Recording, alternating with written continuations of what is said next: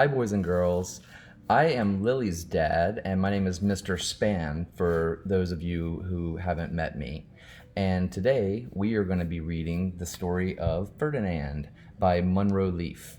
And you guys have probably heard of this because they have a cartoon movie about it now. But this is a very old book, and the drawings are just incredible by Robert Lawson. I actually first learned about Ferdinand when I was younger. There was an artist, musician that I was really into, still am, but his name is Elliott Smith, and he had some drawings and collections that he had done on this bull, Ferdinand, and it always stuck out to me. So I went and found it, and I've loved this book forever. So I hope you do too if you haven't heard it. So, the story of Ferdinand. Once upon a time in Spain, there was a little bull, and his name was Ferdinand.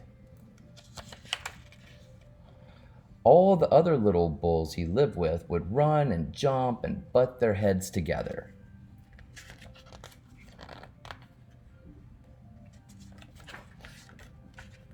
But not Ferdinand.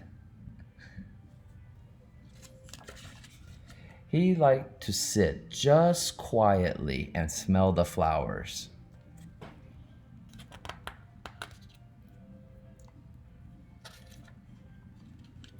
He had a favorite spot out in the pasture under the cork tree. It was his favorite tree, and he would sit in its shade all day and smell the flowers. Sometimes his mother, who was a cow, would worry about him. She was afraid he would be lonesome all by himself. See him under the tree?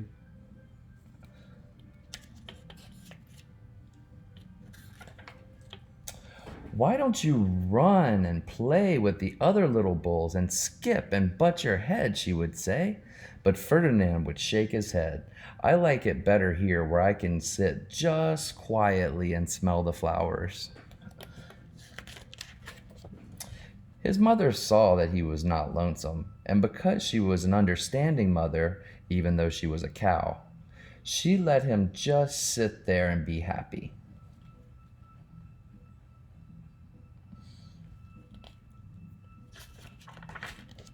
As the years went by, Ferdinand grew and grew until he was very big and strong. Look how big he got. All the other little bulls who had grown up with him in the same pasture would fight each other all day. They would butt each other and stick each other with their horns. What they wanted most of all was to be picked to fight at the bullfights in Madrid.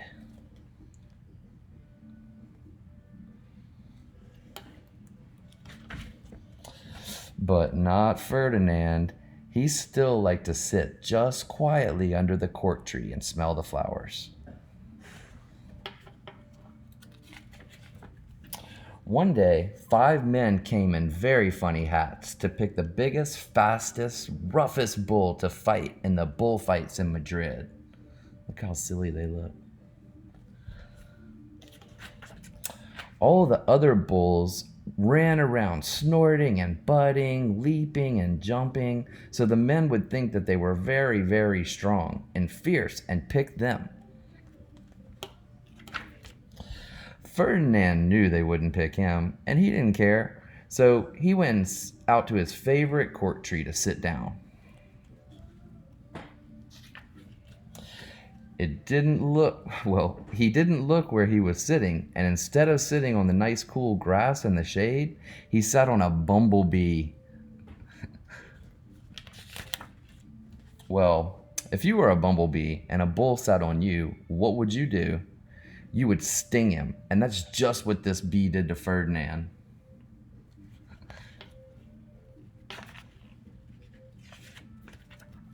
Wow, did it hurt? Ferdinand jumped up with a snort. He ran around puffing and snorting, butting and pawing the ground as if he were crazy.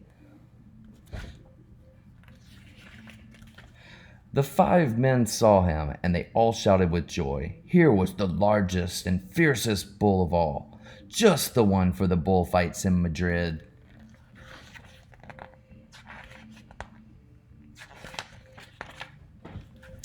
So they took him away for the bullfight day in a cart.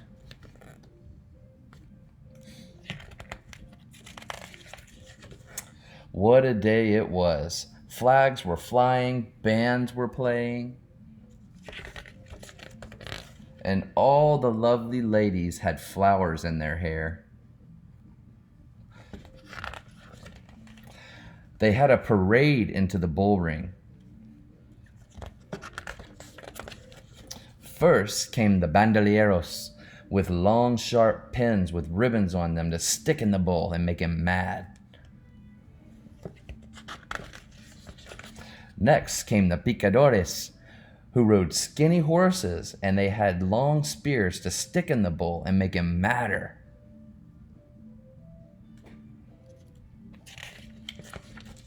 Then came the matador, the proudest of all. He thought he was very handsome, and he bowed to all the ladies. He had a red cape and a sword, and he was supposed to stick the bull last of all.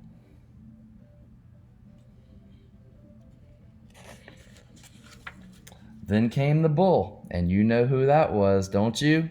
It was Ferdinand.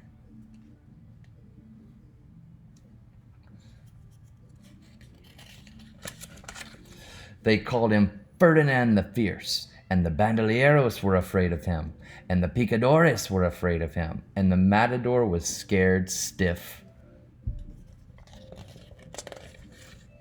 Ferdinand ran out into the middle of the ring, and everyone shouted and clapped because they thought he was going to fight fiercely and butt and snort and stick his horns all around.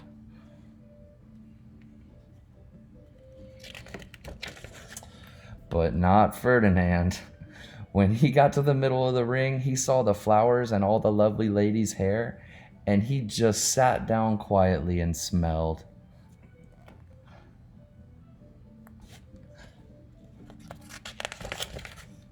He wouldn't fight and be fierce no matter what they did. He just sat and smelled. And the bandolieros were mad, and the picadores were madder. And the matador was so mad that he cried because he couldn't show off in his cape and sword.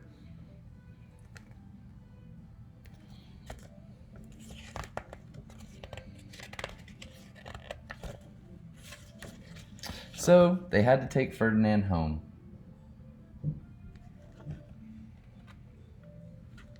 And for all I know, he's sitting there still under his favorite cork tree, smelling the flowers just quietly. He is very happy. The end. And they got another picture. It's a little bit bigger on the back of the story of Ferdinand. See how cool that is? It looks like they did it with scratchboard. So Lily's mom and I went to art school, and scratchboard is this material where it's like paper, but it's got black on it, and you take this scraping tool and you can scrape away the black to leave white behind. And that's kind of like what the style of Ferdinand looks like there, doesn't it? So I hope you enjoyed the story, and I hope that everyone has a great day at school, and we're getting closer to summer, so I hope you're excited about that. And I also, most of all, hope to see all of you very soon once this pandemic is over and we can all be together again. So have a great day, and I'll talk to you soon. Bye.